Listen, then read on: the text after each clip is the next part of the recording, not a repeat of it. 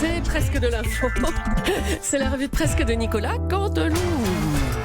On va commencer avec vous, Nikos, pour le titre principal de l'actu. Attention.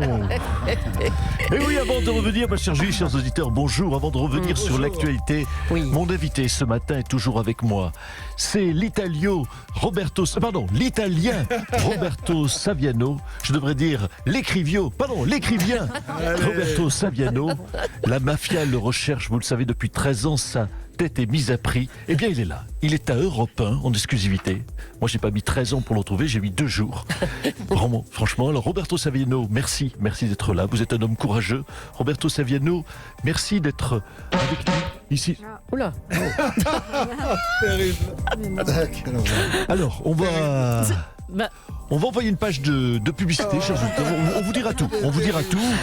Non, la pub en régie, non, on n'est pas prête. On peut être Laurent Cabrol, un point météo peut-être pour meubler.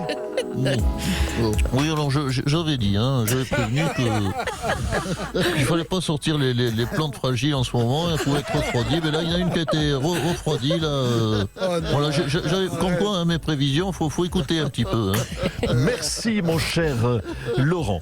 Et puis tant qu'on est dans l'actu du morning ce matin, eh bien c'est, excusez-moi, j'essaie de retomber sur mes pattes parce qu'il s'est passé, mais on vous dira tout, on est transparent.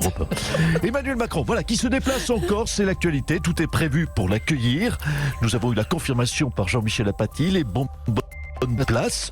On a repassé les cagoules. Bref, l'île de beauté s'est fait une beauté. Imuvrini est bâillonné dans un placard. Tout est prêt. Une journée placée sous le signe du dialogue. Les responsables corses sont invités. Emmanuel Macron a discuté dans leur parlement. Emmanuel Macron a dit non, pas ici. Et les Corses ont répondu c'est ça ou rien. Voyez, le dialogue est vraiment ouvert, ce dialogue pour se dire qu'ils ne veulent pas se parler. Voilà. Mais c'est un début. On part de loin, je lui dis mais c'est comme ça, c'est la vie. Merci, la vie, vous savez, la vie, c'est ainsi parfois. Il y a des âmes qui veulent communiquer à propos de leur vie, qui chacune part dans un sens qui n'est pas celui que l'on souhaitait. Et pourtant, il y a... Oui, non, pardon, excusez-moi, j'étais dans un livre de philosophie hier et Pardon, à vous, Julie. Il n'en sort pas de sa philo. Allez, avant de revenir à l'actualité, un hommage à Jean-Louis David, le célèbre coiffeur qui est décédé. Obsèque rapido, bonjour. Alors, vous m'avez dit Jean-Louis David, hommage. 3-4. Tu es parti, Jean-Louis David. Tu as mis fin à tes jours de façon tragique en avalant l'intégralité d'un flacon d'après-shampoing.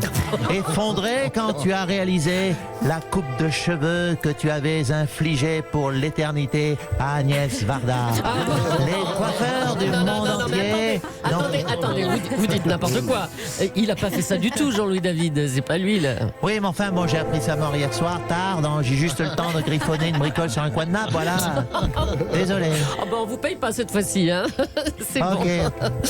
Le gouvernement va-t-il reporter l'âge du départ à la retraite ? Hier, Emmanuel Macron a mis le sujet sur la table en Bretagne en déclarant qu'on partait au même âge à la retraite qu'en 1980. Gérald Darmanin est pour, Bruno Le Maire n'est pas contre. Et il est avec nous, Bruno Le Maire. Bonjour, monsieur le ministre. Oui, bonjour, madame Julie. Bonjour monsieur Aliaga. Bonjour. Et bonjour à tous les autres sous-fifs. Écoutez, sur ce débat, disons-le, il y a débat. Car oui, il faut être conscient du problème. Comment financer la retraite de nos anciens, de plus en plus nombreux ? Eh bien, il faut les faire travailler, je le crois. Ça commence bien, Permettez-moi d'ailleurs au passage de profiter de cette présence dans ce studio, de féliciter monsieur Cabrol, qui continue à cotiser et qui fait quelque part la fierté du gouvernement. Emmanuel Macron, pour révéler une confidence, me disait hier encore, le monde a besoin de plus de Laurent Cabrol. Nous savons tous que vous auriez pu partir à la retraite en avril 79, monsieur Cabrol. Non, Lolo. Si, vous aviez vos annuités. Mais vous n'êtes pas une plante fragile, vous êtes toujours là. Prenez-en de la graine, les glandeurs qui écoutent. Donc vous reculeriez l'âge de départ à la retraite de 62 à 63 ans, vous, Voilà, 62, 63, même 98, on peut encore servir. Mais écoutez, je m'attendais à cette réaction de votre part. Mais on peut encore servir à 98 ans. On peut caler des portes, on peut être cobaye pour des médicaments qu'on n'a plus le droit de tester sur des singes. On peut même diriger l'Algérie. Certains l'ont fait. Merci pour l'exemple, là, oui. Bon, écoutez, ça veut bien dire que passé un certain âge, on devient inefficace, hein, si on vous écoute bien. C'est vraiment la bonne piste, reculer l'âge de la retraite ? Écoutez, après réflexion, vous avez peut-être raison. Peut-être n'est-ce pas raisonnable de reculer comme cela à souhait l'âge de la retraite. Peut-être que si on ne peut pas travailler plus tard, alors il faut travailler sur une autre piste. Peut-être travailler plus tôt. Hein ? Plus tôt ? Plus tôt. Bah bon. Plus tôt. Coucou les enfants, c'est moi, je m'appelle Bruno, je suis ministre. Bruno le ministre rigolo, vous pouvez m'appeler. Vous avez envie de vous acheter des jouets et des bonbons pour vous tout seul très tôt ? Demandez à papa et maman la permission de travailler dans une usine. Notre tissu, les enfants, notre tissu industriel français a besoin de vous, les enfants. Et comme ça, vous pourrez voler de vos propres ailes, sans que, oui, personne ne vous embête. Et oui, les enfants, c'est le clown Bruno qui vous le dit. Vive le salariat. Alors, commencez à cotiser dès maintenant et vous pourrez vous acheter plein de choses. Et à 62 ans, ce sera la récréation. Oui, bon, c'est bon, allez, ça va. Merci Bruno Le Maire, merci. Enfin, nous cherchons des solutions, vous n'êtes jamais content. Vous êtes vraiment relou, hein. Sauf vous, monsieur Cabrol, qui est un exemple, le président vous adore. Ah bah tiens. Allez, merci Bruno Le Maire. Le grand débat ne va pas tarder à s'achever, mais comment va-t-on traiter toutes les données collectées ? On est en ligne avec le Premier ministre qui est à Matignon. Bonjour Édouard Philippe. Oui, bonjour madame. Bonjour. Julie, pardon, c'est Julie. Oui, je confirme. Les données. Donc on recueille les idées des citoyens. Ces idées, elles seront analysées par des algorithmes qui ont été mis au point et confirmés par Cédric Villani.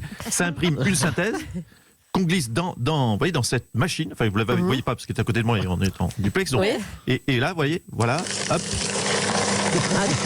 Mais attendez, c'est une broyeuse à papier, ça, ce qu'on entend là, non ? Alors, vous appelez ça une broyeuse à papier ? Non, nous on appelle ça une macroneuse AID. Voilà, on a développé un programme qui reproduit fidèlement les réponses du président aux uns et aux autres. Donc, on place les idées des gens dans cette macroneuse et là, vous voyez, hop, et voilà. C'est fidèle à ce que ferait l'Élysée, c'est bluffant. Bon, écoutez, merci Édouard Philippe, qu'est-ce que vous voulez qu'on dise là ? C'est très visuel, ça a bien marché en radio, on est content. C'est génial. Un carton. Magnifique, on la voit la broyeuse. Vous pouvez la refaire, je voudrais bien la revoir un peu. La broyeuse à papier. Je le remonte, Michel Légas. La macroneuse à idée. Voilà. On peut la voir qu'avec les oreilles. Allez, autre chose. Georges Clooney et Elton John ont appelé au boycott de 9 palaces du sultan du Brunei qui s'apprête à instaurer la peine de mort dans son pays en cas d'homosexualité ou d'adultère. Guillaume Durand, bonjour. Bonjour ma chère Julie, bonjour cher collègue Nico Saillegas, bonjour à tous, bonjour à vous qui m'écoutez, à moi qui m'écoute. Alors, du coup, on boycotte les palaces parisiens, le Meurice et le Plaza Athénée, hein ? Et comment, Gontran, tant pis. Je vous le dis à tous mes amis, ici dans ce studio, je rentre en résistance. Oui, tel un Jean Moulin, je fais une croix sur le carpaccio de Saint-Jacques du Meurice, sur les langoustines bretonnes rafraîchies au caviar doré du Plaza. Quand même, ça fait mal au cœur de faire une croix sur le Plaza. C'est quand même Ducasse qui cuisine. Ouais, bon, écoutez, Jean Moulin a fait un peu plus en termes de résistance, hein, je crois. Un petit message à faire passer pour soutenir le boycott ? Écoutez, la façon François Ruffin, j'appelle tous les citoyens épris de liberté et de démocratie à boycotter ces palaces. Dans un élan de réconciliation nationale, donc je vous le dis, amis Gilets jaunes, n'allez plus de grâce bruncher au Plaza Athénée. Oui, Gilets jaunes, boycottez le spa du Meurice. Moi aussi, je suis pour la merguez comme outil révolutionnaire et la chipolata comme outil de combat et la saucisse de Toulouse pour sortir de la loose. Merci Guillaume Durand. On était sûr que la merguez reviendrait. Hein, magnifique, bien noté, bien noté. Allez, faut dire que vous l'avez bien répété, monsieur Légas. Merci, vous m'avez servi. Bah oui. Aux États-Unis, c'est une première. La républicaine Lori Lightfoot a été élue maire de Chicago. Elle est la première femme noire, homosexuelle, élue maire d'une grande ville américaine. Tout à fait. Bonjour Méloukoum, ça va ? Bertrand Delanoë, bonjour. bonjour. Ça fait plaisir. Madame Vindy, elle est là, Vindy Bouchard. Vindy. On vous donne tous les prénoms possibles.